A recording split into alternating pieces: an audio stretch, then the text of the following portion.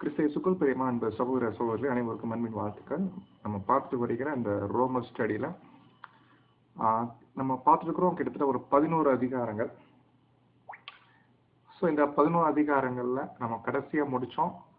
அப்போஸ்தலனாகிய பவுல் தேவனுடைய அந்த திட்டங்களை பற்றி அவர் மெயினாக இஸ்ரேல் ஜனங்களை பற்றி அவர் சொல்லிட்டு வரும்போது ரொம்ப பிரமிச்சு ரொம்ப ஆச்சரியப்பட்டு அவர் சொல்றாரு. அதுல ஒரு 4 விஷயம் பார்த்தோம். நம்ம அவர் தேவனுடைய அந்த பொக்கிஷம் இல்லைங்களா, மிகப்பெரிய பொக்கிஷம் நம்ம இன்னைக்கு வாங்கியிருக்கிறோம்னா அது தேவனுடைய ஞானம் மற்றும் அறிவு.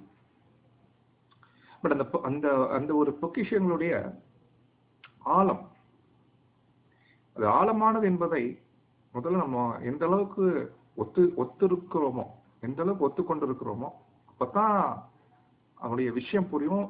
ஏன்னா நம்ம தேவன் நமக்கு தம்முடைய ஞானத்தையும் தம்முடைய அறிவையும் அவருடைய ஆழங்களை பற்றி புரிஞ்சுக்கிறதுக்கு அந்த கெப்பாசிட்டி கொடுத்துருக்காரு இல்லைங்களா. ஆக்சுவலி தேவனுடைய ஞானம் அறிவு இது அளவில்லாதது, யாராலையும் புரிஞ்சுக்க முடியாத விஷயம். பட் நம்ம 7ஆம் கால சபையில இருக்கிறவர்கள் நாமும் இதை பத்தி, தேவனுடைய திட்டங்களை பத்தி, தேவனுடைய திட்டங்கள் இருக்கக்கூடிய ஞானம் மற்றும் அறிவை இந்த அளவுக்கு புரிஞ்சு வச்சிருக்கிறோம் அப்படின்னா அது பெரிய விஷயம். இதை நம்ம ஒத்துக்கணும். தேவன் எவ்வளோ அந்த ஆழத்தை புரிய வைக்கிறதுக்கு கிருபை பண்ணி அப்படின்னா நம்ம தெரிஞ்சிருக்கிற விஷயங்கள் எல்லாம் முழுசா தெரிஞ்சிட்டோமான்னு கிடையாது. எனக்கு ரொம்ப ஆழமானது. தேவன் நமக்கு எந்த அளவுக்கு நமக்கு புரிய வச்சிருக்கிறார் அது அதுவே பெரிய விஷயமா இருக்கு. அப்போ இப்படியாக அந்த ஞானம் மற்றும் அறிவுடைய ஆழங்கள் பத்தி சொல்லிட்டு அதுக்கப்புறம் தேவனுடைய நியாய தீர்ப்புகள் பத்தி பேசுறார்.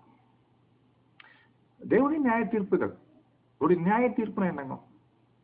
ஜட்ஜ்மெண்ட். தேவன் என்ன டிசிஷன் எடுக்கிறார், என்ன முடிவு எடுக்கிறார். அவருடைய நியாய தீர்ப்புன்றது வேற ஒன்றும் இல்லை, டெசிஷன். தேவனுடைய தீர்ப்புகள் எப்படி இருக்குது? ஏன் இஸ்ரேல் ஜனங்களுக்கு இந்த வாய்ப்பு? ஏன் முற்பிதாக்களுக்கு இந்த வாய்ப்பு? ஏன் சபைக்கு இந்த வாய்ப்பு? ஏன் தூதர்கள் இப்படி இருக்கிறாங்க? ஏன் சாத்தான் 2ஆம் மரணம்? ஏன் 2ஆம் மரணத்துக்கு போகக்கூடிய ஜனங்கள் இப்படி? இதெல்லாம் பாத்தீங்கன்னா தேவனுடைய நியாய தீர்ப்புகள் இல்லைங்களா. சோ அந்த நியாய தீர்ப்புகள் பாத்தீங்கன்னா அது அவ்வளோ ஈஸியா கண்டுபிடிக்கிறது ரொம்ப ரொம்ப சிரமம். அவ்வளோ ஈஸியா அது எளிமையான வகையில ஒருத்தர் கண்டுபிடிச்சிருவாரான்னு கேட்டா அந்த மாதிரி இல்லை. அப்போ இதுதான் பவுல் அங்க என்ன பண்றாருன்னா அங்க சொல்றத நம்ம பார்க்கணும். அவருடைய நியாய தீர்ப்புகள் அளவிடப்படாதவைகள். அந்த அளவிடப்படாதவைகள் அப்படின்னு என்னத்தோம்னா அன்சர்ச்சபிள். அந்த அன்சர்ச்சபிள் அப்படின்னு சர்ச் பண்ணி கண்டுபிடிக்கிற மாதிரி இல்லை, அது அன்சர்ச்சபிள், தேட முடியாதவைகள். அன்சர்ச்சபிள் அது அது அது கண்டுபிடிக்க முடியாதவைகள் அல்லது தேட முடியாதவைகள். தேவனுடைய நியாய தீர்ப்புகள் அப்படி இருக்கு. அடுத்து 4வது பாயிண்ட் சொல்றாரு, அவருடைய வழிகள். தேவனுடைய வழி பொதுவா நம்ம சப்ஜெக்ட்ல கேட்டிருக்கிறோம். 3 வழி பார்த்துருக்கிறோம். மனு குலத்துல 3 வழி பத்தி நமக்கு தெரியும். அது நமக்கு தெரியும். இந்த வழினா என்ன அர்த்தம்னா அது என்னென்ற விஷயம் நமக்கு தெரியும். பட் தேவனுடைய வழிகள்லாம் என்ன? தேவனுடைய திட்டங்கள், தேவன் என்ன பிளான் பண்ணிருக்கிறான், என்ன ஒரு தேவன் சித்தம் வச்சிருக்கிறாங்க, எப்படி தேவன் இந்த காரியங்களை பண்றாங்க, இதெல்லாமே அங்க பவுல் சொல்றாரு. அது ஆராயப்படாதவைகள் என்று அவர் அங்க என்ன பண்றாருன்னா அங்க சொல்றத பார்க்கணும். அதாவது ஆராயப்படாதவைகள்னா அது அவ்வளவு ஈஸியா புரிஞ்சுக்க முடியாது. யார் ஒருத்தராலையும் அந்த ஒரு காரியங்களை அவ்வளவு சீக்கிரத்துல தேவனுடைய வழிகளை கண்டுபிடிச்சிட முடியாது அல்லது புரிஞ்சுக்க முடியாது. அப்போ பாருங்க எப்படிப்பட்ட தேவன் நமக்கு அங்க இருக்கிறாங்க. அப்போ இதெல்லாம் பார்க்கும்போது இன்னைக்கு நமக்கு தேவனுடைய திட்டங்கள் உடைய காரியங்களை நம்ம புரிஞ்சு வச்சிருக்கிறோம்னா அது எவ்வளவு பெரிய விஷயம். தேவன் நமக்கு அது காமிச்சிருக்கிறாங்க, புரிய வச்சிருக்கிறாங்க. சோ இதெல்லாம் பவுல் 11ஆம் அதிகாரம் கம்ப்ளீட்டா அங்க கொண்டு வந்து முடிச்சுட்டு இந்த 11ஆம் அதிகாரத்துல முழுக்க இல்லைங்களா, அது மெயினா மிகப்பெரிய டாபிக் இந்த முதல் 8 அதிகாரம் தான். ஜஸ்டிபிகேஷன், எப்படி ஒருத்தர் விசுவாசத்தினால நீதிமான் பிழைப்பான். இதுதான் இந்த ரோமர் நிருபத்துடைய ஆதார வசனமே அதுதான். எப்படி ஒருத்தர் விசுவாசத்தினால நீதிமான் பிழைப்பான் என்ற ஒரு விஷயத்தை பவுல் 8 அதிகாரத்துல ஃபுல்லா பேசி முடிச்சிட்டான். பேசி முடிச்சுட்டு நடுவில் 3 அதிகாரம் இஸ்ரேல் ஜனங்களுடைய காரியங்களை பத்தி தேவனுடைய திட்டம் என்ன என்பதை அதையும் சொல்லிட்டு இப்போ 12ஆம் அதிகாரத்துக்குள்ள நம்மளை கொண்டு போறாரு. ஸோ நாமளும் இப்போ 12ஆம் அதிகாரத்துக்குள்ள போக போறோம். 12ஆம் அதிகாரம் நாம இன்னைக்கு தியானிக்க போற வசனங்கள் வேதமானவர்களுக்குள்ள காணப்படக்கூடிய ஒரு பரிச்சயமான வேத வசனம். ஒருவேளை கையில பைபிள் இல்லைனாலும் கூட இது மனப்பாடமா நம்ம சொல்லக்கூடிய வசனம். நம்ம இந்த ட்ரூத்துக்கு வரும்போது ஃபாலோவர்ஸ் கேட்கும்போது அப்பதான் இந்த வசனங்களை நம்ம புரிஞ்சுக்க ட்ரை பண்ணோம், புரிஞ்சுக்க ஆரம்பிச்சோம். என்னைக்கு உடன்படிக்கை பண்ணோம் அப்பதான் இந்த வசனம் நம்ம மத்தியில பாடங்களாக கொடுக்கப்பட்டுச்சு. இந்த வசனம் தான் நம்ம வாழ்க்கையில ஒரு பெரிய முடிவை எடுப்பதற்கு ஒரு மிக முக்கியமான ஒரு தூண்டுகோலாக அங்க இருந்துச்சு. சகோதர சகோதரிகளே, இந்த வசனத்தின் கீழே, இந்த வசனத்தின் மேல நிறைய பாடங்களை நம்ம இத்தனை வருடங்கள்ல எத்தனை முறை கேட்டிருப்போம் கொஞ்சம் யோசிச்சு பாருங்க. ரோமர் 12ஆம் அதிகாரம் வசனம் 1 மற்றும் 2. எத்தனை சப்ஜெக்ட்ல இந்த ஒரு 2 வசனங்களை பயன்படுத்தி எவ்வளவு பாடங்கள் கேட்டிருக்கிறோம், எடுத்திருக்கிறோம், படிச்சிருக்கிறோம். ஆனா இப்ப நம்ம ரோமர் ஸ்டடி பண்ணிட்டு இருக்கும்போது, வசனம் பை வசனமா படிச்சுட்டு இருக்கும்போது, பவுல் எப்படி 1ஆம் அதிகாரத்திலிருந்து இந்த நிருபத்தை எங்க ஆரம்பிக்கிறாரு, எப்படி கொண்டு போறாரு, எந்த இடத்துல வந்து நம்ம நிப்பாட்டி இருக்கிறார், எல்லாம் ஒரு கோர்வையா பார்த்துட்டு இருக்கும்போது, இப்போ 12ஆம் அதிகாரத்துல அவரு எதை பேச போறாரு, 11ஆம் அதிகாரம் முழுக்க நம்ம ஒரு பின்னாடி பார்த்தோம்னா அவர் என்ன பேசிட்டு வந்துட்டு இருக்கிறார் என்பது நல்ல ஒரு தெளிவு கிடைச்ச பின்னாடி, ஒரு ஐடியா கிடைச்ச பின்னாடி, 1ஆம் அதிகாரத்துல இருந்து 11 வரைக்கும் அவர் பேசின எல்லா விஷயங்களும் எப்படி அவர் அந்த காரியங்களை எடுத்து வச்சிருக்கார் என்பதை நம்ம பின்னாடி பார்த்தோம்னா கிளியரா இருக்கு. இப்ப என்ன பேச போறார் என்பதை பார்க்கும்போது அதுதான் நம்ம யோசிக்க வேண்டிய விஷயமா இருக்கு. அப்போ பவுல் அப்போஸ்தலர் இந்த ஒரு 12ஆம் அதிகாரத்துல இருந்து சில முக்கியமான விஷயங்கள் சபைக்கு அங்க பேசப்படும். என்ன விஷயம் கேட்டா, நம்ம ஏற்கனவே ஆரம்பத்துல பார்த்தோம் இந்த ஒரு ரோமர் ஸ்டடியோடைய ஒரு அறிமுகத்துல இந்த ஒரு அதிகாரங்களை பிரிக்கக்கூடிய விஷயத்துல முதல் 11 அதிகாரங்கள் அது தனி. 12ஆம் அதிகாரத்திலிருந்து பாத்தீங்கன்னா பவுல் சபையுடைய பரிசுத்தமாக்கப்படுதலை பத்தி அவர் பேசிட்டு வர்றார். இப்போ நம்ம பார்க்க போறோம் பரிசுத்தமாக்கப்படுதலுடைய இம்பார்ட்டன்ஸ் என்ன. முதல்ல பரிசுத்தமாக்கப்படுதல் என்ன, ரெண்டாவது அது எப்படி நடக்குது நமக்குள்ள. இதுதான் இந்த ஒரு 12ஆம் அதிகாரத்திலிருந்து 15ஆம் அதிகாரம் 13ஆம் வசனம் வரைக்குமே பவுல் என்ன பண்றாருன்னா பேசுறத நம்மளால அங்க பார்க்க முடியும். அப்போ சகோதர சகோதரிகளே, அந்த வகையில நாம பார்க்க முயற்சி எடுக்கும் போது அப்போஸ்தலனாகிய பவுல் இந்த ஒரு புஸ்தகத்துல 12ஆம் அதிகாரத்துல முதல் 2 வசனத்துல என்னதான் பேசுறாருன்னா, முதல்ல பரிசுத்தமாக்கப்படுதல் உடைய கான்செப்ட் என்ன அப்படின்னா என்ன பிரதர் என்பதை அவர் அங்க பேசுறாரு. இத பேசிட்டு தான் அது எப்படி நடக்குது நமக்குள்ள, அது வந்து வசனம் 3 அவர் ஸ்டார்ட் பண்றார். பட் நம்ம இன்னைக்கு பார்க்க போறது ரோமர் 12ஆம் அதிகாரம் 1-2 தான் பார்க்க போறோம். சோ இந்த 2 வசனத்துல நம்ம பார்க்க போற காரியங்கள் என்னவென்று பாத்தீங்கன்னா, பரிசுத்தமாக்கப்படுதல்னா என்ன. ஆக்சுவலி நம்ம ஏற்கனவே பார்த்திருக்கிறோம். இந்த வசனங்கள் பார்க்கறதுக்கு முன்னாடி ஒரு சின்ன இதே நம்ம ஒரு கிளாஸஸ்ல ஒரு செவ்வாய்க்கிழமையில பரிசுத்தமாக்கப்படுதல் என்றால் என்ன ஒரு சின்ன டாபிக் நம்ம பார்த்தோம். அது நீங்க மனசுல வச்சிருந்தீங்க அப்படின்னா, அந்த சப்ஜெக்ட் உடைய கருப்பொருளை மனசுல வச்சிருந்தீங்கன்னா பவுல் என்ன பேசுறாரு என்பதை புரிஞ்சுக்க முடியும்.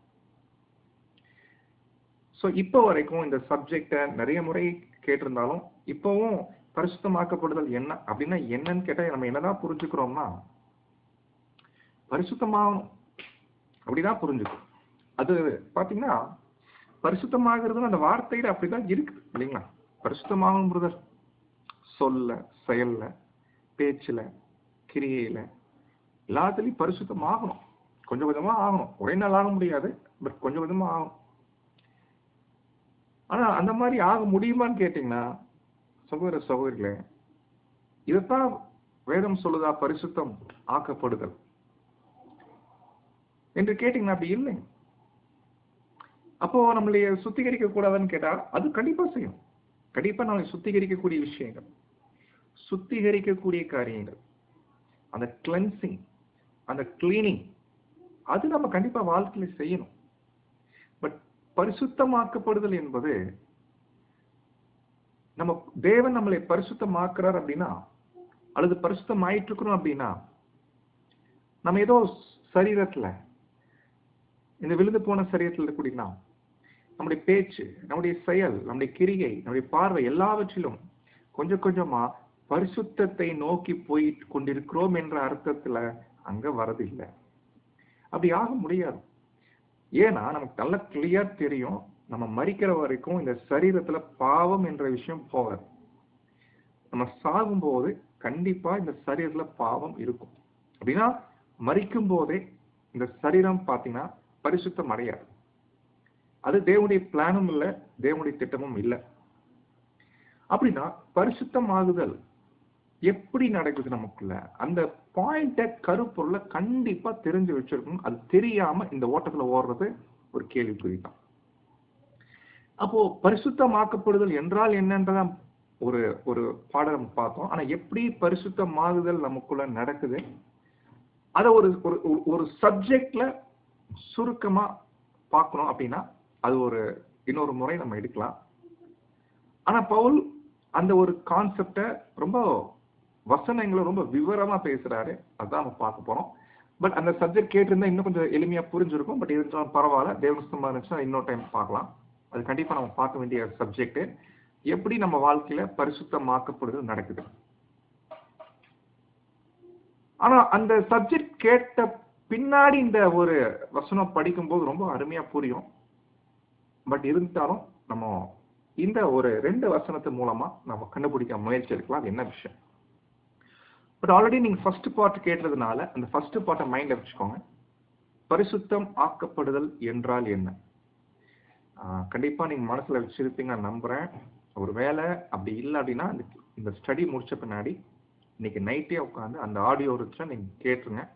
ஏன்னா அது என்னன்ற அந்த விஷயம் புரியாம நம்ம கேட்டோம்னா அது எந்த பிரயோஜனமே இல்லை. பரிசுத்தமாக்கப்படுதல், நான் பரிசுத்தமாக்கப்பட்டிருக்கிறேன், அதனால தேவன் எனக்கு ஒரு பேர் கொடுக்கிறாரு, பரிசுத்தவான்கள். என்னுடைய பரிசுத்தவான்கள் என்று கொடுக்கிறார். காரணம் நான் பரிசுத்தவான், நான் பரிசுத்தமாக்கப்பட்டிருக்கிறேன், நான் தேவனுக்கென்று பரிசுத்தமாக்கப்பட்டிருக்கிறேன். அப்படின்னா என்ன பிரதர்? இந்த கேள்வி நம்மளே கேட்டுக்கிட்டு நாமளே தெளிவான ஆன்சர் சொல்லிட்டோம் அப்படின்னா அது கிளியரா இருக்கும்னு அர்த்தம். அப்படி இல்லைன்னா சகோதர சகோதரர்களே, கண்டிப்பா மறுபடியும் அந்த சப்ஜெக்ட் நீங்க என்ன பண்ணுங்க, இன்னொரு முறை நீங்க ரீகால் பண்ணிக்கணும். ஓகே, இப்ப நாம பாடத்துக்குள்ள போகலாம். நம்முடைய ஸ்டடியில 12ஆம் அதிகாரம் வசனம் 1-2 பரிச்சயமான வசனம். அப்படி இருக்க சகோதரரை, நீங்கள் உங்கள் சரீரங்களை பரிசுத்தமும் தேவனுக்கு பிரியமான ஜீவ பலியாக ஒப்புக் கொடுக்க வேண்டும் என்று தேவனுடைய இரக்கங்களை முன்னிட்டு உங்களை வேண்டிக் கொள்கிறேன். இதுவே நீங்கள் செய்யத்தக்க புத்தியுள்ள ஆராதனை. 2ஆம் வசனம், நீங்கள் இந்த பிரபஞ்சத்துக்கு ஒத்த வேஷம் தெரியாமல் தேவனுடைய நன்மையும் பிரியமும் பரிபூர்ணமான சித்தம் இன்னதென்று பகுத்தறியத்தக்கதாக உங்கள் மனம் புதிதாகிறதுனாலே மறுரூபம் ஆகுங்கள். வசனம் ரொம்ப தெளிவா இருக்குது, தமிழ்ல தான் இருக்குது. ரொம்ப புரிஞ்சுக்கிறது கஷ்டமாகவும் கூட இல்லை, எளிமையா இருக்குது வசனம். இந்த வசனம் என்ன பேசுது? உண்மைத்தான்மானவர்களே, தேவன் தம்முடைய திட்டங்களையும் தம்முடைய அந்த ஞானம் அறிவு என்பவைகளாகிய பொக்கிஷங்களை தேவன் நம்ம கொடுக்கிற விதமே ரொம்ப ஆச்சரியமா. காலங்காலமா இந்த 2 வசனங்கள் எத்தனையோ முறை படிச்சிருக்கிறோம், சப்ஜெக்ட் கேட்டிருக்கிறோம். ஆனா இந்த ரோமர் ஸ்டடி பண்ணும்போது, அதுவும் இந்த பரிசுத்தமாக்கப்படுதல் என்ற உபதேசத்தை மைண்ட்ல வச்சுக்கிட்டு பார்க்கும்போது, இதனுடைய வெளிச்சமே பாத்தீங்கன்னா நமக்கு இன்னும் ரொம்ப பிரகாசமா தேவன் நமக்கு கொடுக்குறாங்க. இப்ப நம்ம என்ன பண்ண வேண்டியிருக்குன்னா, இந்த வசனங்களை கொஞ்சம் பகுத்து பார்க்க வேண்டி இருக்குது. அப்பதான் இந்த 2 வசனங்கள் உண்மை சொல்லணும்னா நிறைய கிறிஸ்தவர்கள் ஏமாந்துருக்கிறாங்க. ஏன்னா இந்த வசனம் ரொம்ப தெளிவா தெரியுது அப்படின்னு நினைச்சுக்கிட்டு இருக்கிறாங்க. ஆனா உண்மையிலே இந்த வசனம் தெளிவா இல்லை. ஏன் தெளிவா இல்லைன்னா, இந்த வசனத்துக்குள்ள நிறைய மறைப்பொருள் இருக்கு. ஆனா அது வெளிப்புறமா காமிக்கும் போது வசனம் 1, 2 படிச்சோம்னா ஈஸியா புரியுது இல்லைங்களா? ஈஸியா புரியுதுன்னு சொல்றாங்க பாத்தீங்களா? அதுவே ஒரு ஏமாற்றம் தான் அவங்களுக்கு. ஆனா உண்மையிலேயே தேவன் தம்முடைய பிள்ளைகளுக்கு இந்த வசனத்துல என்ன பவுல் பேசிட்டாரு, இது என்ன சத்தியம் இருக்குது, என்ன காரியத்தை உள்ள வச்சு பேசியிருக்கிறார் என்பதை கண்டுபிடிக்கும். ஆனா இது கண்டிப்பா யாருக்கு மாத்திரம் தேவன் கொடுக்குறாங்கன்னா, கண்டிப்பா ஒரு விஷயம் கிளியர் கட்டு. இதுவரைக்கும் பவுல் என்ன பேசியிருக்கிறாரு, அது என்னன்ற விஷயம் தெரிஞ்சா மாத்திரம்தான், இதுவரைக்கும் என்ன காரியங்களை தேவன் கொடுத்திருக்கிறாரு இந்த ஒரு 11 அதிகாரங்கள்ல, அந்த விஷயம் புரிஞ்சாதான் இந்த அதிகாரத்துக்கு வரும்போது இதுல இருக்கக்கூடிய காரியங்கள் நமக்கு புரியும். அப்படி இல்லைன்னா இவ்வளவு காலம் நம்ம எப்படி படிச்சு வந்திருக்கிறோம், அது போலத்தான் மிச்சம் இருக்கக்கூடிய காலங்களையும் படிச்சு போய் முடிச்சிருவோம் இல்லைங்களா? சோ அது தேவனுடைய சித்தமா இருக்குன்னா கண்டிப்பா அப்படி இல்லை, நம்ம எடுத்துக்க முடியாது. அப்போ நம்ம விஷயத்துல தேவனுடைய சித்தத்தை புரிஞ்சுக்கணும்னா இந்த 2 வசனங்களை கொஞ்சம் தியானிச்சு படிக்கணும். சகோதர சகோதரிகளே, தேவன் பாத்தீங்கன்னா நம்ம நீதிமானாக்கிறார். இவ்வளோ 8 அதிகாரங்கள் பார்த்தோம். தேவன் நம்மளை எப்படி நீதிமானாக்குனாரு, ஏன் நீதிமானாக்குனாரு, எப்படி நீதிமானாக்குனாரு, அப்படி நீதிமானாக்கப்பட்டதுனால நமக்கு என்ன கிடைச்சிச்சு, நீதிமானாக்கப்பட்டதுனால நம்ம என்ன பண்ணணும், நம்மளை எப்படி பார்க்கணும், நம்மளை எப்படி புரிஞ்சுக்கணும், தேவன் நம்மளை எப்படி பார்க்கிறாரு, இவ்வளோ விஷயங்கள் படிச்சுட்டோம் கடந்த அதிகாரங்கள். இப்ப இதில் தேவன் ஒருத்தரை நீதிமானாக்கப்பட்ட பின்னாடி தேவன் அவரை நீதிமானாக்குறார் இல்லைங்களா? அதுக்கு ஒரு மிக முக்கியமான காரணம் என்னன்னு கேட்டீங்கன்னா, அதுதான் அவரை தேவன் பரிசுத்தமாக்குறதுக்காக. அவரை பரிசுத்தமாக்குறதுக்காக தேவன் என்ன பண்ணிக்கிறாங்களாமா, நம்மளை நீதிமான் ஆக்கிருக்காங்க. நீதிமான் ஆக்கப்பட்டதே பெரிய விஷயம் பார்த்தோம். அது எப்படி தேவன் பண்றாருன்னு பார்த்தோம். ஆனா இதுக்கு நோக்கமே தேவன் நம்மளை பரிசுத்தமாக்குறதுக்கு. அப்படின்னா புரிஞ்சுக்கோம், இப்ப எவ்வளவு முக்கியத்துவமானது இந்த ஒரு உபதேசம், பரிசுத்தமாக்கப்படுதல் என்ற உபதேசம். சகோதர சகோதரிகளே, நம்ம வாழ்க்கையில சில உபதேசங்கள் ரொம்ப இன்றியமையாத உபதேசம். அதை நம்ம எப்போதுமே நம்ம நெற்றிகளில அது கட்டியிருக்கணும். அந்த 10 உபதேசங்கள் இருக்கு இல்லைங்களா, நம்மளுடைய நெற்றிகளில் அது எப்போதுமே இருக்கும், ரொம்ப தெளிவா இருக்கணும். ஏன்னா இந்த உபதேசங்கள் தான் இந்த ஒரு அழைப்புல, இந்த இடுக்கமான வாசல்ல நம்முடைய ஓட்டத்தை நிறைவு செய்வதற்கு ஒரு மிக முக்கியமான ஒரு பாடங்களா இருக்குது. சகோதர சகோதரிகளே, இது நம்ம தெளிவா புரிஞ்சுக்க வேண்டியது அங்க மிக மிக அவசியமா காணப்படுது. ஓகே, சோ இப்போ நம்ம என்ன பண்ணலாம்னா, இந்த 1ஆம் வசனத்தை புரிஞ்சுக்கிறதுக்கு நம்ம முதல்ல ட்ரை பண்ணலாம். அதுக்கப்புறம் 2ஆம் வசனத்துக்கு போகலாம். முதல் வசனம் நம்ம படிச்சோம். இது ரொம்ப ஃபேமஸான வசனம் பைபிள் ஸ்டூடெண்ட்ஸ் மத்தியில இல்லைங்களா? நம்ம ட்ரூத்துக்கு வந்த புதுசுல இந்த வசனம் ரொம்ப அதிகமா நம்ம பயன்படுத்தின வசனம். அதுவும் நிறைய பேச ஜனங்கள் கிட்ட எல்லாம் இந்த வசனத்தை நம்ம காமிச்சு பேசுவோம். நீங்க எல்லாரும் ஆராதனைக்கு போயிட்டு வரீங்கன்றீங்க, ஆனா புத்தியுள்ள ஆராதனை என்னன்னு தெரியுமா உங்களுக்கு அப்படின்னு நம்ம என்ன பண்ணோம், நம்ம போயிட்டுலாம் மற்றவங்கிட்ட போய் சொல்லுவோம். அவங்களுக்கு ஆச்சரியமா இருக்கும், என்ன சொல்றீங்க, இப்ப புத்தியுள்ள ஆராதனை ஒண்ணு இருக்கா? ஆமா. அப்ப நீங்க பண்ற ஆராதனை எல்லாம் பாட்டு பாடி துதிச்சு இதுதான் ஆராதனை நீங்க நினைக்கிறீங்க. ஆனா ஒரு புத்தியுள்ள ஆராதனை அப்படின்ற ஒரு விஷயம் நம்ம என்ன பண்ணுவோம்னா, ஆரம்ப நாட்கள்ல அப்படித்தான் நம்ம என்ன பண்ணுவோம்னா புரிஞ்சு வச்சுக்கிட்டு நம்ம அங்க சொல்லுவோம். அன்பான சகோதர சகோதரிகளே, இந்த ரோமர் 12ஆம் அதிகாரத்துக்குள்ள நம்ம வரும்போது முதல் வசனம் நம்ம பார்க்குறோம். ரொம்ப முக்கியமான வசனம். ஏன்னா பவுல் இந்த 12ஆம் அதிகாரத்துல பரிசுத்தமாக்கப்படுதல் பத்தி பேச போறாரு. ஏற்கனவே எதற்காக நீதிமானாக்கப்பட்டோம் அப்படி நோக்கமே பார்த்தீங்கன்னா பரிசுத்தமாக்கப்படுதல் தேவன் நம்ம கிட்ட செய்வதற்காக. நம்ம ஏற்கனவே இந்த பரிசுத்தமாக்கப்படுதல் பத்தி ஒரு சப்ஜெக்ட் இருக்குது, பார்ட் 1 பார்ட் 2. ஒருவேளை அது யூடியூப் சேனல் நீங்க போய் பார்த்தீங்கன்னா அது கிடைக்கும். ஸோ அது ஒரு டைம் கேட்டுட்டு அதுக்கப்புறம் அது புரிஞ்சுக்கும் போது இந்த வசனங்கள் இந்த இனிமேல் படிக்க போகிற இந்த ஒரு 12ஆம் அதிகாரத்திலிருந்து படிக்க போற காரியங்கள் ரொம்ப எளிமையா புரியும். ஸோ வாய்ப்பு இருக்கிறவங்க அதை ஒரு முறை கேட்டுக்கோம். ஸோ அப்போ இந்த பரிசுத்தமாக்கப்படுதல் அப்படின்னா என்ன?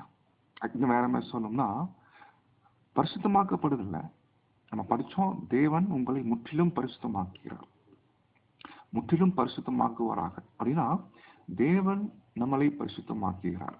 இது ரொம்ப முக்கியமான பாயிண்ட். என்னைக்கு தேவன் கரத்துல நம்ம கான்சென்ட்ரேட் பண்ணோமோ அப்போதிருந்து தேவன் நம்மளை பரிசுத்தமாக்குறார்.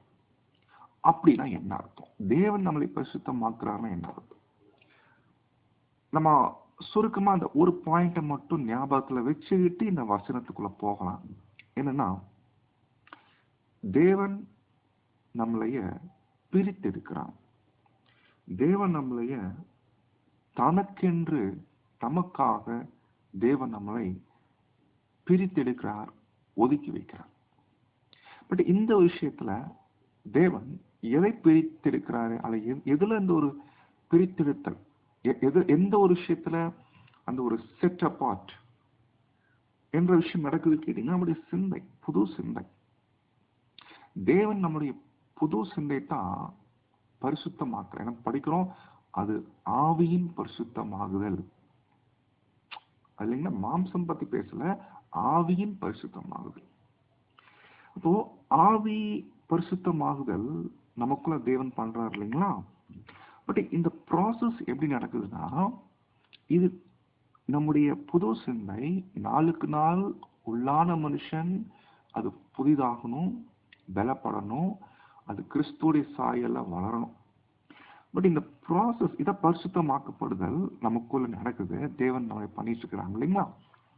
பட் இதுல இன்னொரு விஷயம் நடக்கணும். அது என்னன்னா, புது சிந்தை பரிசுத்தமாகணும்னா நம்முடைய பழைய மனுஷன் இருக்கலாம் இல்லைங்களா, அதாவது நம்முடைய ஹியூமன் லைஃப், நம்முடைய மாம்சீக வாழ்க்கை, மனுஷீக வாழ்க்கை, அது பலியாகணும்.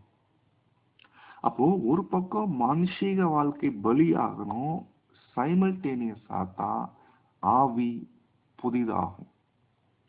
இதுதான் புறமான மனுஷன் அழிந்தும் உள்ளான மனுஷன் நாளுக்கு நாள் புதிதாக்கப்படக்கூடிய விஷயம். அப்போ பரிசுத்தமாகுதல் நமக்குள்ள இதுதான் தேவன் பண்ணிட்டு இருக்கிறாங்க இல்லைங்களா.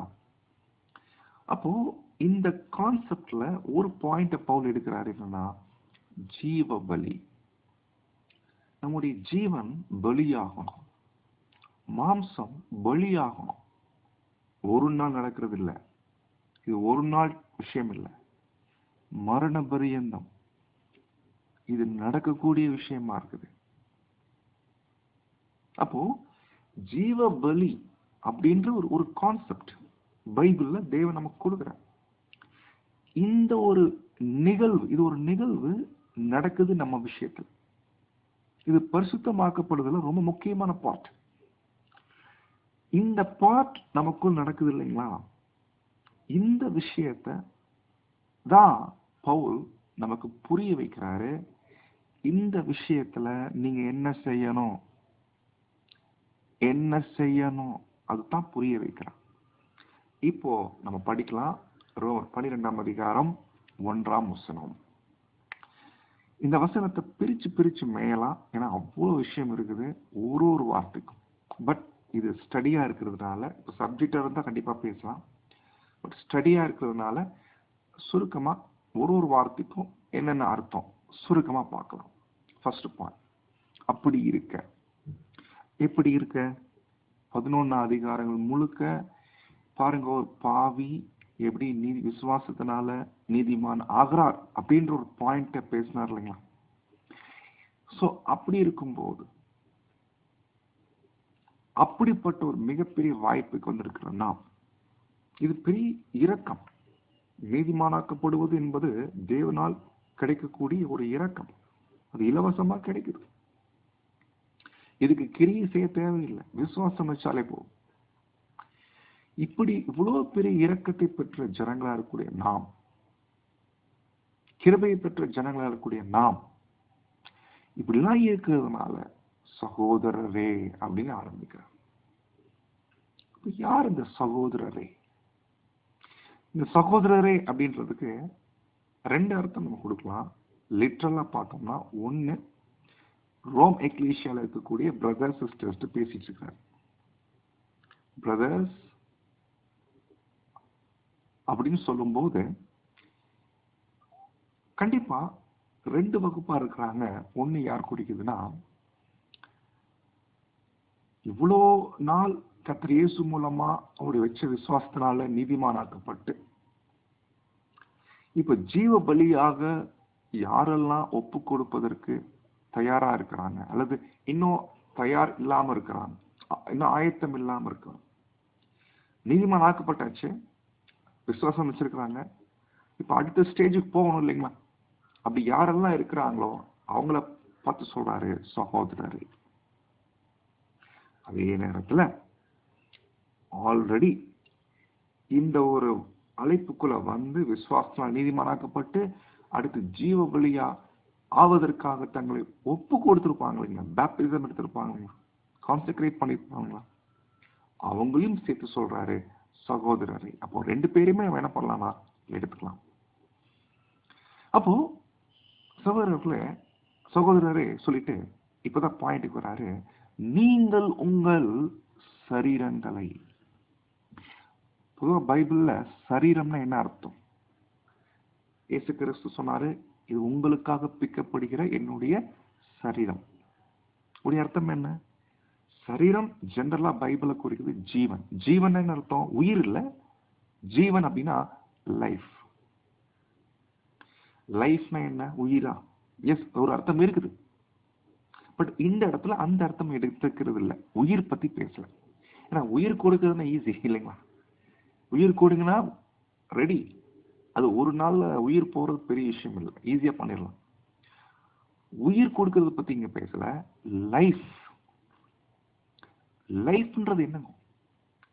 நம்ம வாழக்கூடிய வாழ்க்கை, இந்த பூமியில நம்முடைய அந்த மூச்சு நிக்குது இல்லைங்களா, இயற்கையா போய் முடியும். அது நிக்கிற வரைக்கும் நம்ம வாழக்கூடிய வாழ்க்கை. இயேசு 3 வருஷம் வாழ்க்கைய பலியாக்கினார் நமக்காக. அது போல நாம் இந்த பூமிக்குரிய வாழ்க்கை என்ன சொல்லும்னா, நம்முடைய சரீரம் என்ன சொல்லும்னா, நாம் நீதிமானாக்கப்பட்ட சரீரம். நம்முடைய வாழ்க்கை நீதிமானாக்கப்பட்டிருக்கிறது. இப்படிப்பட்ட ஜீவனை, சரீரத்தை தான் சொல்றாரு உங்கள் சரீரம். பாவ சரீரத்தை பத்தி பேசல, இது நீதிமானாக்கப்பட்ட சரீரம். இப்படிப்பட்ட ஜீவனை என்ன செய்ய சொல்றாருன்னா, அது பரிசுத்தமாயும், பரிசுத்தம்னா சுத்தமா. ஏன் சுத்தமா சொல்றாரு? ஏன்னா நீதிமானாக்கப்பட்ட பின்னாடி நம்முடைய சரீரமானது தேவனால் அல்லது தேவனுடைய பார்வையில அது எப்படி காணப்படுகிறது என்றால் சுத்தமா இருக்குது இல்லைங்களா? ஏன்னா நம்ம ஒரு வஸ்திரம் போட்டிருக்கிறோம், அதனால நம்முடைய பாவ சரீரம் பாவமாக தெரிகிறது இல்லை தேவனுக்கு. அது நீதிமானாக்கப்பட்டதுனால அது சுத்தமாக காணப்படுகிறது, பியூரா இருக்குது. அப்படி பரிசுத்தமான வகையில அதே போல உங்கள் வாழ்க்கையானது, உங்கள் ஜீவியமானது தேவனுக்கு பிரியமான வகையில். ரெண்டு விஷயம், அது தேவன் விரும்புற மாதிரி இருக்கணும், அதே நேரத்துல அது சுத்தமாவும் இருக்கும். ஏன்னா நீதிமானாக்கப்பட்ட பின்னாடி மறுபடியும் அதை அசுத்தப்படுத்துவதற்கு வாய்ப்பு இருக்கா இல்லைங்களா? அந்த மாதிரி இல்லாம சுத்தமா, பரிசுத்தமா, அதே நேரத்துல தேவன் விரும்பக்கூடிய வகையில. இப்பதான் பாயிண்ட் கொடுக்கிறாரு, ஜீவன் பலியாவதற்கு. ஆக்சுவலி அப்படித்தான் அந்த டிரான்ஸ்லேஷன் வந்திருந்தா ரொம்ப பெட்டரா புரிஞ்சுக்கலாம். உங்கள் ஜீவன் பலி ஆவதற்கு, தேவனுக்கு பிரியமான வகையில, பரிசுத்தமான வகையில, சுத்தமான வகையில உங்கள் ஜீவியமானது பலியாவதற்கு அப்படின்னு நாம படிக்கிறோம். இதுல ரொம்ப ஹைலைட் பண்ண வேண்டிய வார்த்தை என்னன்னா, ஒப்பு கொடுக்க வேண்டும் என்று. அதுதான் ரொம்ப ஹைலைட்டான வார்த்தை. இதை இது ஒப்பு கொடுக்க வேண்டும் என்றுனா, ஏதோ தேவன் கிட்ட நீங்க உங்களே ஒப்பு கொடுங்க அப்படின்னு சொல்ற மாதிரி இருக்கு. அப்ப நான் போய் தேவன்கிட்ட ஒப்பு கொடுக்கணும் அப்படின்ற மாதிரி அர்த்தம் இருக்கு. எதுக்கு ஒப்பு கொடுக்கணும்? தேவனே பாருங்க, நான் என் ஜீவனை பலி கொடுக்கிறேன், நான் என்னை பலி கொடுக்கிறேன் அப்படின்ற ஒரு அர்த்தத்துல வர மாதிரி இருக்குது இந்த வசனம் படிச்சேன். ஆனா இங்க பயன்படுத்த கிரேக்க வார்த்தை இப்படிப்பட்ட எண்ணத்தை மாற்றுகிறது. இங்க சொல்லப்பட்ட கிரீக் வேர்டை நம்ம கேர்ஃபுல்லா போயிட்டு சர்ச் பண்ணோம்னா, அன்பானவர்களே, இங்க சொல்லப்பட்ட அந்த கிரேக்க வார்த்தை ஒரு தெளிவான புரிதலை கொடுக்கும். சோ இங்க சொல்லப்பட்ட ஒரு 2 கிரீக் வார்த்தைகளுடைய காம்பினேஷன், பரிஸ்டமி, பரிஸ்டனோ. Greek number 3936. இதுக்கு என்ன மீனிங்ஸ் கொடுக்கறாங்கன்னா, இது இந்த வார்த்தைகள் 2 பிரிவா பிரிக்கலாம். பேரா, ஹிஸ்டமை. இது தனித்தனியா பிரிச்சு பார்த்தோம்னா அதுக்கு ஒரு கிரீக் நம்பர் இருக்கு. பட் இது சேர்த்து படிக்கும் போது ஒரு மீனிங் கொடுக்குறாங்க. நிறைய மீனிங்ஸ் வந்துட்டாலும் ஒரு எக்ஸாக்ட் மீனிங் ஒண்ணு வருது. அது என்னன்றது சொல்றதுக்கு முன்னாடி, அது சொல்றதுக்கு பதிலா அந்த வார்த்தை வரக்கூடிய மற்ற வசனங்களை படிச்சோம்னா, இது ஒப்பு கொடுங்க அப்படின்ற மாதிரி புரிஞ்சுக்க முடியாது. இங்கிலீஷ்ல to present your bodies, தேவனுக்கு பிரசன்ட் பண்ணுங்க உங்க பாடியை. நோ நோ நோ நோ, அப்படி இல்லை. தேவனுக்கு போய் பலி செலுத்துங்க அப்படின்னு கூட அங்க மீனிங் வரதில்லை. எப்படி வருதுன்னா, சேம் கிரீக் வேர்டு வரக்கூடிய சில வசனம். உதாரணத்துக்கு ஒரு வசனம் படிச்சோம்னா பாருங்க, மார்க் 14:47 இந்த வார்த்தை வருது.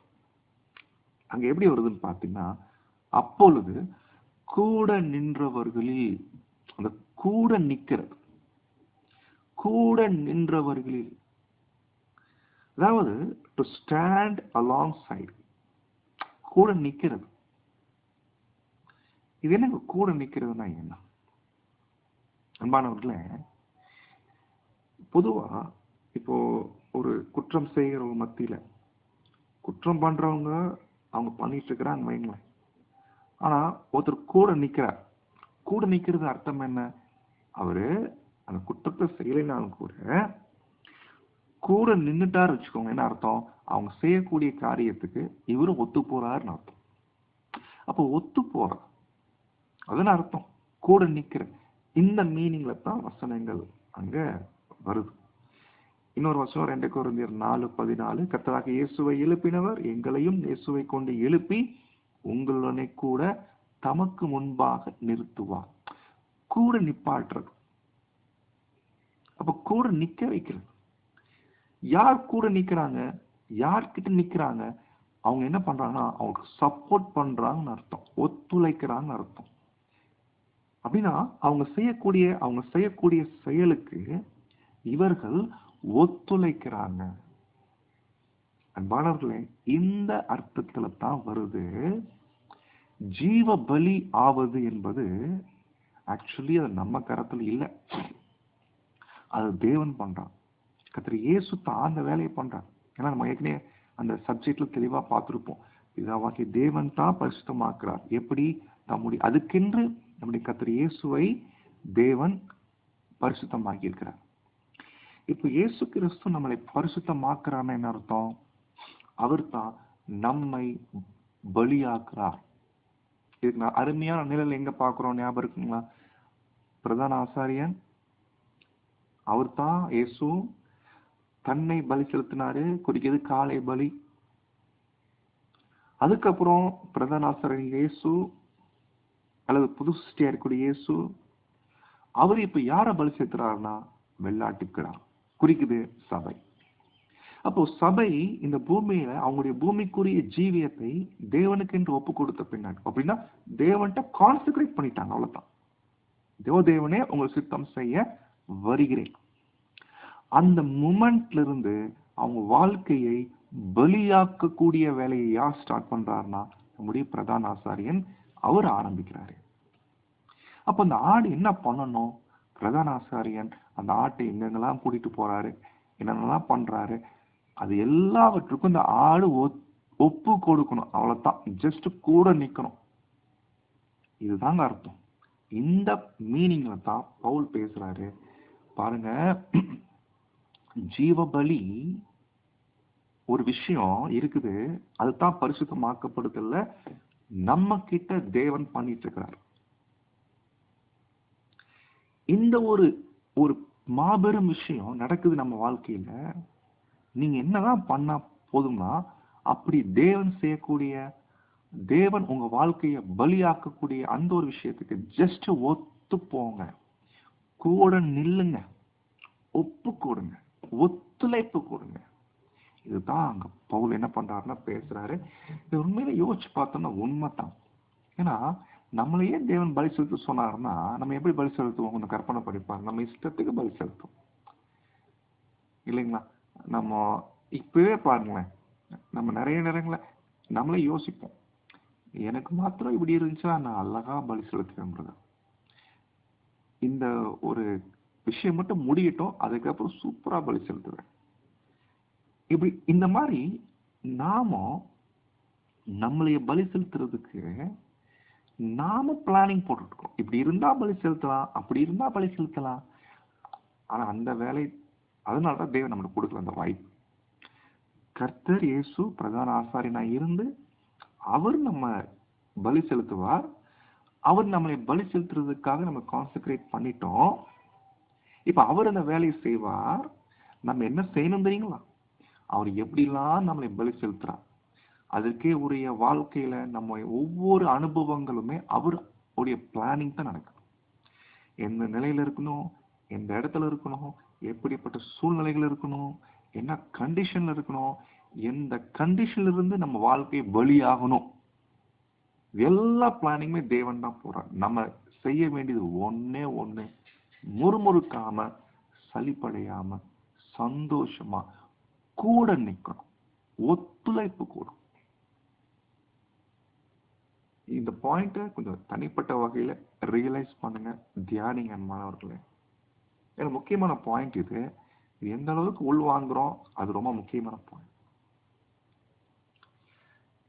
இப்படிப்பட்ட ஒரு விஷயத்த நம்ம ஏன் ஒத்துழைக்கணும் கேட்டா காரணம் இருக்குது.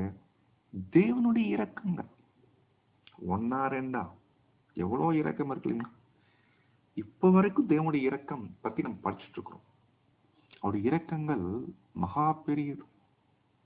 எனவே தேவனுடைய இரக்கங்களை முன்னிட்டு உங்களை வேண்டிக் கொள்கிறேன். ஆனா இப்படி வேண்டிக் கொள்ளிட்டாலும் இந்த மாதிரி யாரெல்லாம் தங்களை ஒப்பு கொடுக்குறாங்க இல்லைங்களா, அந்த ஒப்பு கொடுக்குற விஷயத்துல ரெண்டு குரூப் இருக்கிறாங்க. ஒண்ணு யாருன்னா வாலண்டியரா ஒப்பு கொடுக்கிறது. இன்னொரு குரூப் என்னன்னா கம்பல் பண்ணி ஒப்பு கொடுக்கும். அப்படின்னா இது யாரும் தெரியும். திரள் கூட்டம் பாத்தீங்கன்னா அவங்கள கம்பல் பண்ணாதான் அவங்க ஒப்பு கொடுப்பாங்க. அந்த கண்டிஷன் சூழ்நிலைகள் நெருக்கினாதான் ஒப்பு கொடுப்பாங்க. மற்றபடி வாலண்டியரா வர்றதில்லை. அப்போ நம் ஜீவியமானது பலியாவதற்காக தேவன் சில ஏற்பாடுகள் பண்ணியிருக்கிறான் நம்ம ஒவ்வொருடைய வாழ்க்கையுமே. அதை சரியா உள்வாங்கி வாலண்டியரா ஒப்பு கொடுக்கணும், வாலண்டியரா ஒத்துழைக்கணும். ஒரு கன்வென்ஷன் நடக்குது, ஏற்பாடு நடக்குதுன்னா புரிஞ்சுக்கோங்க, இது ஒரு ஏற்பாடு. அப்போ எனக்கான பங்கு என்ன என்பதை நான் நல்லா தெரிஞ்சு வச்சிருக்கணும். அப்பதான் நான் என்ன பண்ண முடியும். ஓகே, இப்ப ஒரு ஏற்பாடு நடக்குது, ஏற்பாடு ஆகுது. இப்போ எனக்கான பங்கை நான் வாலண்டியரா செய்வேன். இது சபை, அவங்க செய்வான். பட் திருக்கூட்டம் அப்படி இல்லை, கம்பல் பண்ணாதான் அது நடக்கும். ஸோ அப்போ வித்தியாசம் இருக்கு இல்லைங்களா? ஸோ ஆனா அதனால தான் பவுல் சொல்லிட்டார், உங்களை வேண்டிக் கொள்கிறேன். அப்போ சொல்லிட்டு கடைசியா சொல்லி முடிக்கிறாரு, இதுவே நீங்கள் செய்யத்தக்க புத்தியுள்ள ஆராதனை அப்படின்னு பவுல் என்ன பண்றாருன்னா அங்க பேசி முடிக்கிறார். இந்த வார்த்தை ரொம்ப பிரபலமான வார்த்தை. ஏன்னா ட்ரூத்துக்கு வந்த புதுசுல இந்த வசனம் ரொம்ப ஆச்சரியமா இருந்துச்சு நமக்கு. ஓ, உண்மையிலே ஒரு புத்தியுள்ள ஆராதனை இதுதானா? அப்போ இன்னைக்கு பெயர் சபைகளை பண்ற ஆராதனை அது உண்மை புத்தியுள்ள ஆராதனை கிடையாது. உண்மையிலே புத்தியுள்ள ஆராதனை இதுதான் அப்படின்னு படிச்சோம் ஆரம்பத்தில். பட் இந்த வசனம் ஆக்சுவலி என்ன பேசுது? இந்த ஆராதனை என்ற வார்த்தை ஒரு கிரீக் வேர்டு என்ன மீனிங்னா சர்வீஸ். தேவனுக்கு நீங்க ஒரு ஊழியம் பண்ண விரும்புறீங்களா? ஆமா பிரதர். தேவனுக்கு நீங்க வேலை செய்ய விரும்புறீங்களா? ஆமாங்க பிரதர். என்ன வேலை செய்ய விரும்புறீங்க அப்படின்னு கேட்டீங்கன்னா பவுல் சொல்றாரு, ஒரு புத்தியுள்ள வேலை இருக்கு, ஒரு ரீசனபிள் நல்ல ஒரு விஷயம் இருக்கு. என்னன்னா உங்க ஜீவியமானது பலியாவதற்கு ஒப்பு கொடுங்க, ஒத்துழைங்க. இதுதாங்க நல்ல ஒரு சர்வீஸ், நல்ல ஒரு ஊழியம், நல்ல ஒரு என்னங்க ஒரு வேலை. அப்போ இந்த பரிசுத்தமாகுதல்ல நம்ம தேவனுக்கு ஊழியம் செய்யணும் அப்படின்னு என்னத்தையும் அர்த்தம். நம்ம ஊழியம் செய்யறதுனாலே மைண்டுக்கு என்ன வருதுன்னா சப்ஜெக்ட் பேசுறதா மைண்டுக்கு வருது. அப்படி இல்லை, தேவனுக்கு ஊழியம் நம்ம எல்லாரும் செய்யணும். ஏன்னா நம்ம வசனம் சொல்லுது நம்ம எல்லாம் ஊழியக்காரன் ஊழியக்காரி. என்ன அர்த்தம்? ஊழியக்காரன் ஊழியக்காரி அர்த்தம் என்ன? நம்முடைய ஜீவியம் பலி ஆகுது. இது ஒரு பெரிய மாபெரும் ஒரு வேலை தேவன் நமக்குள்ள பண்ணிட்டு இருக்கிறான். இதுதான் அடுத்த வசனம் பேசுறாரு, அது நன்மையும் அவருடைய பார்வைக்கு பிரியமா இருக்குது. அது நன்மை இல்லைங்களா? அது நன்மையான ஒரு காரியமாக அது இருக்கன்மானவர்கள். ஏன் நன்மை? அது நல்லது. இங்கிலீஷ்ல குட். அது தேவனுடைய நன்மை, அது அருமையான ஒரு விஷயம். அதே நேரத்துல அது தேவனுக்கு பிரியமான விஷயம் கூட. அப்போ இந்த நன்மையான ஒரு வேலை, நல்ல வேலை, குட் ஒர்க் அப்படின்னு இங்கிலீஷ்ல பைபிள்ல வரும். குட் ஒர்க் தேவன் நமக்குள்ள ஆரம்பிச்சிட்டார். பிலிப்பியர் 1:5 படிக்கிறோம், உங்களில் நற்கிரியை தொடங்கினவர். இந்த நற்கிரியானது நமக்குள்ள தேவன் தொடங்கிட்டார். இந்த நற்கிரியை நமக்குள்ள நடக்கிறதுக்காக பவுல் சொல்றாரு, சபை கூடியவர்கள் வாங்க, அன்புக்கும் நற்கிரியைக்கும் நாம் ஏவப்படும்படி. அந்த நற்கிரியை என்ன? நம்முடைய ஜீவியம் பலியாகணும். இதுக்கு ஒத்துழைப்பு கொடுங்க, கூட நில்லுங்க. இதுதான் நீங்க செய்ய வேண்டிய ஒரு நல்ல ஒரு ஊழியம், புத்தியுள்ள ஊழியம்னா இதுதான். அன்பான சகோதர சகோதரிகளே, இது நாம முதல் வசனம் கண்டிப்பா தெளிவா புரிஞ்சுக்கணும். இந்த வசனத்துல பவுல் தெளிவா பேசுறாரு, பரிசுத்தமாகுதல்ல என்ன நடக்குது நமக்குள்ள, நம்ம என்ன செய்யணும். அடுத்த வசனம் பேசுறாரு, என்ன செய்யக்கூடாது, எப்படி இருக்கணும், கேர்ஃபுல்லா இருக்கணும் என்று 2ஆம் வசனம் பேசுறாரு. இப்போ 2ஆம் வசனத்துக்குள்ள நம்ம அங்க போகலாம். இந்த பாயிண்ட் நம்ம புரிஞ்சிட்டோம்னா இப்போ 2ஆம் வசனத்துக்கு நம்ம வரலாம். இது ரொம்ப முக்கியமான வசனம். இது ஒரு தொடர்ச்சியான வசனம் தான். சோ அப்போ இப்படியாக பரிசுத்தமாக்கப்படுதல் நமக்குள்ள போயிட்டு இருக்குது. தேவன் பண்ணிட்டு இருக்கிறாங்க, நமக்குள்ள பெரிய விஷயம் பண்ணிட்டு இருக்கிறாரு. இந்த பரிசுத்தமாக்கப்படுதல்ல ஒரு மிக முக்கியமான கான்செப்ட் என்னன்னா, நம்முடைய ஜீவியம் பலியாகணும். இதுதான் பாயிண்ட். ஆனா இந்த ஜீவியம் பலியாகிறது மட்டும் தானான்னு கேட்டா இல்ல, இன்னொரு பாயிண்ட் இருக்குது இந்த பரிசுத்தமாக்கப்படுதல்ல. ஏன்னா தேவன் ஆக்சுவலி என்னதான் பண்ணிட்டு இருக்காரு நமக்குள்ள, இதை தெளிவா புரிஞ்சுக்கணும். அப்பதான் நம்ம ஒப்பு கொடுக்க முடியும். கரெக்டுங்களா? தெளிவா ஒப்பு கொடுக்க முடியும். அப்ப என்னதான் தேவன் பண்ணிட்டு இருக்கிறான்னு கேட்டீங்கன்னா, அதுதான் பேசுது 2ஆம் வசனம். இந்த 2ஆம் வசனத்துல பவுல் ரொம்ப கிளியரா பேசுறாரு. நமக்குள்ள 2 விஷயம் நடக்குது. ஒண்ணு என்னன்னா, வெளிப்புறமா நம்முடைய மாம்சீக வாழ்க்கை, அது ஒரு பக்கம் பலியாயிட்டே போயிட்டு இருக்கும். அட் தி சேம் டைம் இன்னொரு விஷயம் நடக்குது நமக்குள்ள, உள்ளுக்குள்ள இன்சைட், நமக்குள்ள பாருங்க. வெளியே சொல்லும் போது நம்முடைய மாம்சீக வாழ்க்கை அது பலியாகணும். ஆனா உள்ளுக்குள்ள ஒரு பெரிய சேஞ்சஸ் நடக்குது, டிரான்ஸ்பர்மேஷன் நடக்குது. அதுதான் மறுரூபம். நம்முடைய மைண்ட், நம்ம மனம், அது ஒவ்வொரு நாளிலும் புதிதாகக்கூடிய ஒரு காரியம் நடக்குது. இந்த டிரான்ஸ்பர்மேஷன் உள்ள நடக்குது, வெளியே பலியாகுது. பாருங்க, என்ன அருமையான கான்செப்ட் இல்லைங்களா? சோ இதுதான் பரிசுத்தமாக்கப்படுதல். ரொம்ப முக்கியமா தேவன் நம்மகிட்ட பண்ணிட்டு இருக்கிறாங்க. ஏன்னா தேவனுக்கு நம்முடைய மாம்சம் தேவையில்லை, அது பலியாகணும். ஏன்னா அதே நேரத்துல தேவன் விரும்பக்கூடிய விஷயம் எதுனா, நம்முடைய சிந்தை, நம்முடைய ஒவ்வொரு புதிய சிந்தை. இந்த புது சிந்தை நமக்கு தேவன் ஜனிப்பித்தார் இல்லைங்களா? இது ஜனிப்பித்தா மட்டும் பார்த்தாது, அதை தேவன் என்ன பண்றாங்களாமா, ரெடி பண்றாங்க, உருவாக்குறாங்க. அப்போ இந்த மனம் ஒவ்வொரு நாளிலும் புதிதாக புதிதாக புதிதாக, இதுதான் மற்ற இடங்களை படிக்கிறோம், உள்ளான மனுஷன் நாளுக்கு நாள் புதிதாக கூடிய நேரம். நாளுக்கு நாள் நம்முடைய புது சிந்தை டெவலப் ஆக ஆக ஆக நமக்குள்ள டிரான்ஸ்பர்மேஷன் நடக்குது, ஒரு மறுரூபம். இந்த புது சிந்தைக்கு ஏற்ற ஒரு ஆவிக்குரிய சரீரமானது தேவன் கொடுக்கிறாரு. அப்போ இந்த ஒரு டிரான்ஸ்பர்மேஷன் நடக்கணும்னா நம்முடைய மைண்ட் அது புதிதாகணும். கிறிஸ்துவுடைய சிந்தை நமக்குள்ள உருவாகணும். கிறிஸ்து நமக்குள்ள உருவாக வேண்டியது அவசியமா இருக்கு இல்லைங்களா? சோ இதுதான் மிக முக்கியமான தேவன் செய்யக்கூடிய பரிசுத்தமாக்கப்படுதல் நமக்குள்ள. பட் இதுக்கு தடையா இருக்கக்கூடிய சில காரியத்தை பவுல் இங்க பேசுறாரு. அதுதான் இந்த உலகம். இந்த உலகம் என்ன பண்ணுதாமா சொல்றாரு பாருங்க, நீங்கள் இந்த பிரபஞ்சத்திற்கு ஒத்த வேஷம் தரிக்காதீங்க. ஏன்னா இந்த உலகம் என்ன சொல்லுது தெரியுங்களா? எங்களோடு இருக்கிறீங்க, எங்களை மாதிரி வாழுங்கன்னு சொல்லு. எனவே உலகத்துக்கு ஒத்த வேஷம் போடாதீங்க. சில டிரான்ஸ்லேஷன்ல உலகத்தோட ஒத்து போகாதீங்க. பாருங்க, இது ரொம்ப முக்கியமான பாயிண்ட். இந்த வசனங்கள் இங்கிலீஷ்ல படிக்கும்போது எப்படி வருதுன்னா, be not confirmed. be not, இந்த பீன் வார்த்தை வருது, do not இல்ல. உலகத்துக்கு ஒத்த வேஷம் போடாதீங்க இல்ல, உலகத்துக்கு ஒத்த வேஷத்தோடு இருக்காதீங்க, உலகத்துக்கு ஒத்த வேஷமா இருக்காதீங்க. அப்படி வரும். ஒத்த வேஷம் போடாதீங்க இல்ல, do not இல்ல, உலகத்துக்கு ஒத்த வேஷமா இருக்காதீங்க. டிஃபரெண்ட் இருக்கு இல்லைங்களா?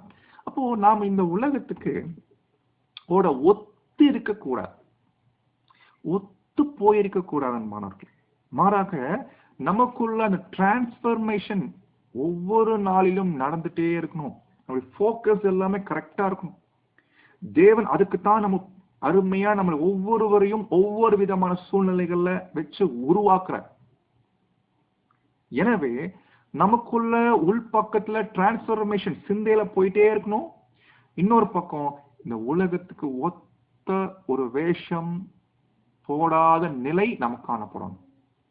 அப்ப பாருங்க, இந்த பாயிண்ட் நம்ம ரொம்ப கிளியரா அங்க பார்க்க வேண்டி இருக்குது. சோ அதனால தான் இந்த வசனத்துல நீங்கள் இந்த பிரபஞ்சத்துக்கு என்ன பண்ணாதீங்க, ஒத்த வேஷம் தரிக்காதீங்க. மாறா ஏன் தெரியுங்களா? ஒருவேளை நீங்க உலகத்துக்கு ஏத்த மாதிரி இருந்தீங்க வச்சுக்கோங்களேன், ஒரு பாயிண்ட் கண்டுபிடிக்க மறந்துடுவீங்க. அது ஒரு பாயிண்ட உங்களால கண்டுபிடிக்க முடியாது. என்ன தெரியுங்களா சொல்றாரு? இதுதான் தேவனுக்கு நன்மை. நன்மைனா குட். அதாவது தேவன் பார்வையில இந்த விஷயம் குட்.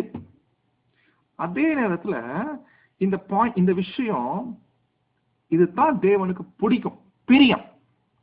அதே நேரத்துல தேவன் பார்வையில இதுதான் பர்ஃபெக்ட். எது தெரியுங்களா? அதுதான் பரிசுத்தமாக்கப்படுது. ஆக்சுவலி நமக்குள்ள தேவன் கிறிஸ்துவை உருவாக்குறாங்க. கிறிஸ்துவின் சிந்தை உருவாகுது. இந்த ஒரு சிந்தை உருவாக்குறதுக்காக தேவன் ஒரு பிளான் பண்ணிட்டாங்க. என்னன்னா, நம்முடைய ஜீவியம் பலியாகும். ஒரு பக்கம் ஜீவியம் பலியாகணும், இன்னொரு பக்கம் சிந்தை அங்க புதிதாகும். இந்த ஒரு விஷயத்துல தேவன் நம்ம ஒவ்வொருவருக்கும் சூழ்நிலைக்கு அனுமதிக்கிறார் இல்லைங்களா? இந்த எல்லா பிளானுமே அது கரெக்ட், அது நன்மை, அது குட். இது எல்லாமே தேவனுக்கு பிரியமானது. அதே நேரத்துல அது தேவனுக்கு பர்ஃபெக்டான பிளான் கூட. அப்போ ஒரு சித்தம், என்னை குறித்து தேவனுடைய சித்தம், அது குட், நன்மை, கரெக்ட். அதே நேரத்துல என்னை குறித்ததான இந்த சித்தமானது அது தேவனுக்கு பிரியம். அதே நேரத்துல இது பர்ஃபெக்டான சித்தம் கூட என்று அவரவர் சிந்தையில, நல்ல கவனிங்க, சரீரத்துல இல்ல, சிந்தையில கிளியரா உணரணும். இது உணராதவர்கள் பாத்தீங்கன்னா கண்டிப்பா முறுமுறுப்பாங்க, சலிப்படைவாங்க இல்லைங்களா? தங்கள் வாழ்க்கையில என்ன நடந்துட்டு இருக்குன்னே புரிஞ்சுக்காம அவங்க வாழ்ந்துட்டு இருப்பாங்க. ஆனா ஆவியில வளர ஆவியில புதிதாக ஆக ஆக அவங்க எப்படி ஆவாங்கன்னா, தேவனுடைய சித்தத்தை நன்கு உணரக்கூடிய வகையில அவங்க மாறிட்டே வருவாங்க. இதுல என்ன நன்மை இருக்குது, இதுல என்ன தேவனுக்கு பிரியம் இருக்குது, இது எது எப்படி தேவன் பார்வையில் பர்ஃபெக்டா இருக்குது என்பதை கிளியரா அண்டர்ஸ்டாண்ட் பண்றக்கூடிய அளவுக்கு அவங்க சிந்தை அனலைஸ் பண்ணும். அந்த அளவுக்கு புதிதாகக்கூடிய வேலை நடக்கும். அந்த அளவுக்கு தங்களை என்ன பண்ணுவாங்கன்னா ஒப்பு கொடுப்பாங்க. ஏன்னா சகோதரில இன்னைக்கு உலகத்துல நம்ம எல்லாரும், உலகத்துல நிறைய பேர் பேப்டிசம் எடுத்த பிரதர் சிஸ்டர்ஸ் இருக்கிறாங்க. பட் என்ன நோக்கத்துக்கு எடுத்துட்டாங்க, தேவன் என்ன சித்தம் வச்சிருக்கிறாரு என் விஷயத்துல, எனக்குள்ள எப்படி தேவன் தம்முடைய வேலையை செய்யறாரு என்பதை, அந்த சித்தத்தை நான் இன்னதென்று பகுத்தறியணும். எப்படி தேவன் பண்றார், என்ன தேவன் பிளான் எப்படி பண்ணிட்டாங்க, எப்படி அருமையான திட்டமா இருக்குது, இது நன்மை, அவர் பிரியமானது, அதே நேரத்துல பர்ஃபெக்ட் ஆனது கூட என்பதை இன்னதென்று பகுத்தறியக்கூடிய வகையில இந்த காரியங்கள் உணரப்பட வேண்டியது அவசியமா இருக்குது. இது ரொம்ப அருமையான விஷயம். பட் ட்ரூத்துக்கு வந்த புதுசுல ஆரம்ப நாட்கள்ல இந்த அளவுக்கு நம்ம உணர்ந்தது இல்லை. ஆனா நாட்கள் போக போக, அந்த மறுரூபம் ஆயிட்டுக்கூடிய வேலை போக போக போக, ப்ராப்பரா நம்ம கான்செக்ரேஷன் கரெக்டா டெய்லி பண்ணிட்டு இருந்தோம் அப்படின்னா, ஒப்பு கொடுக்கிற வேலை கரெக்டா போயிட்டு இருக்கு அப்படின்னா, இந்த ஸ்டேஜ் நமக்குள்ள கண்டிப்பா வரும் அன்பானவர்கள். அப்ப இந்த ஒரு தேவனுடைய மாபெரும் சித்தமானது தேவன் நமக்குள்ள பண்ணிட்டு இருக்கிறாரு என்பதை நான் நல்லா உணர்ந்துகிட்டு, அதை நான் முழு மனதோடு ஏற்றுக்கொண்டு, தேவன் என்னை நடத்தக்கூடிய எல்லா அனுபவங்களுக்கும் நான் ஒத்து கொடுப்பேன். முறுமுறுக்க மாட்டேன், சலிப்படைய மாட்டேன். ஏனென்றால் எது நடந்தாலும் தேவனிடத்தில் உறுதியான விசுவாசமும் நம்பிக்கையும் எனக்குண்டு என்ற நம்ம உறுதியோடு என்ன பண்ணோம்னா இந்த காரியத்துக்குள்ள நம்ம ஒப்பு கொடுப்போம். அப்போ இதான் சகோதர மிக முக்கியமா நம்ம பார்க்கிறோம். பாருங்க, இப்போ இந்த ரோமர் 12:2 பிலிப்ஸ் டிரான்ஸ்லேஷன் ஒரு பைபிள் இருக்குது. அங்க எப்படி வருதுன்னு பாத்தீங்கன்னா, don't let the world around you squeeze you into its own mold, but let God remold your minds from within. இந்த உலகத்துல இந்த உலகம் என்ன பண்றதுக்கு விட்டுறாதீங்கன்னா, உலகம் உங்க சிந்தைய மோல்டு பண்றதுக்கு விட்டுறாதீங்க. அது விட்டீங்கன்னா தேவ சித்தத்தை புரிஞ்சுக்க முடியாது, கண்டுபிடிக்க முடியாது. மாறா தேவன் உங்க சிந்தைய ரீமோல்டு பண்றதுக்கு என்ன பண்ணணும், நீங்க அனுமதிங்க. மோல்டுன்ற வார்த்தை புரியுது இல்லைங்களா? உலகம் அதனுடைய அமைப்புக்கு தகுந்த மாதிரி நம்மளை மோல்டு பண்றதுக்கு விட்டுறக்கூடாது. நம்ம இதெல்லாம்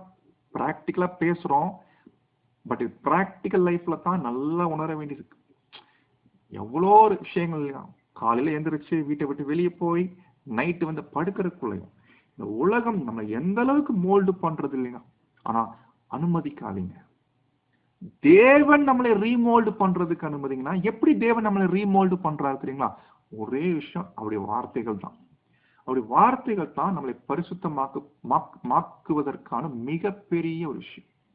எந்த அளவுக்கு தேவனுடைய வார்த்தைகளை நாம் சிந்திக்கிறோம், தியானிக்கிறோம், படிக்கிறோம், அந்த வார்த்தைகள் நமக்குள்ள போக போக போக நம்முடைய சிந்தை ரீமோல்ட் ஆகுது.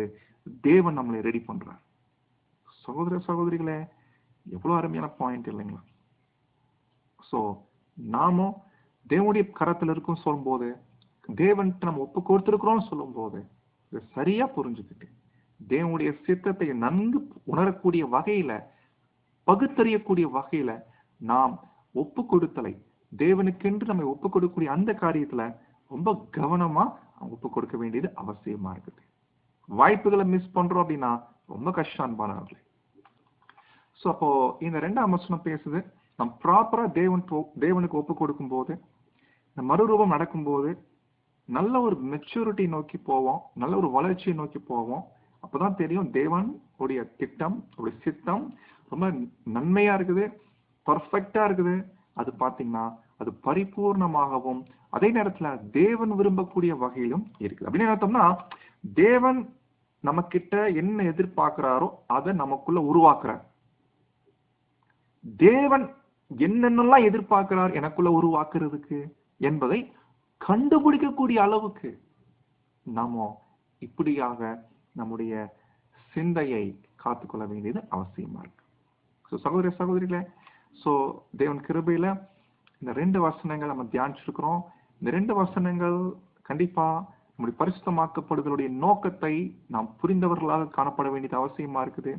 பரிசுத்தமாக்கப்படுதல் என்று சொல்லும் போது நாம் தேவனுக்கு என்று நம்மளை தத்தம் பண்ணியாச்சு, ஒப்பு கொடுத்தாச்சு. நம்முடைய பார்ட் ஓவர். தேவன் நம்ம கிட்ட செய்யறாரு, அது அவருடைய பார்ட் நமக்குள் நடக்குது. ஆக்சுவலி தேவன் நம்ம கிட்ட என்ன பண்ணிட்டு இருக்கிறார், இதை சரியா புரிஞ்சுக்கணும். இது கண்டிப்பா இந்த விஷயத்துல வளர்ச்சிக்குள்ள போக வேண்டியது இருக்குது. நாம செய்ய வேண்டியது ஒண்ணே ஒண்ணு, தேவன் நம்ம கிட்ட செய்யக்கூடிய இந்த ஒரு நல்ல கிரியைக்கு நாம் ஒப்பு கொடுக்க வேண்டியது அவசியமாக காணப்படுது. சோ இந்த 2 வசனங்கள் பவுல் அங்க பேசிட்டு அடுத்து வசனம் 3 இருந்து எப்படி கொண்டு போறாருன்னா, இப்படியாக பரிசுத்தமாக்கப்படுதல் நமக்குள்ள தேவன் பண்ணிட்டு இருக்கிறதுனால இது சம்பந்தமா இந்த பரிசுத்தமாக்கப்படுதலுக்குள்ள நாம் சரியா போவதற்காக சில அருமையான ஆலோசனைகள் மற்றும் தேவனுடைய ஏற்பாடுகளை பத்தி பவுல் என்ன பண்றாருன்னா அங்க பேச ஆரம்பிக்கிறாரு வரக்கூடிய வசனங்களிலிருந்து. சோ இப்போ தேவன் கிருபையில நம்ம இதை தியானிச்சிருக்கிறோம். தேவன் தாமே காத்து கிருபை செய்வாராக. ஆமென்.